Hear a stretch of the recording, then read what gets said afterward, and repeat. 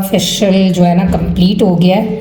تو میں انگریڈینٹس کا آپ لوگوں کو سمجھا دیتی ہوں کہ یہ دیکھیں جو بھی جینون فیشل ہوگا اس کے انگریڈینٹس کا پہلا ورڈ جو ہے نا وہ ایکوا ہوگا. پھر آگے گریسلین یعنی جو بھی اس طرح. اب 2-3 فیشل میں آپ لوگوں کو دکھا دیتی ہوں. انگریڈینٹس میں جائیں گے, یہ دیکھیں ایکوا. یعنی ہر جو بھی آپ لوگ فیشل خریدیں گے تو آپ لوگوں کو یہ پتہ ہونا چاہیے کہ اس کے انگریڈینٹس کیا کیا ہیں, کیونکہ انگریڈینٹس میں آپ لوگ پڑھیں گے تو آپ لوگوں کو پتہ چلے گا کہ یہ والا ہم نے کس سکن پر یوز کرنا ہے.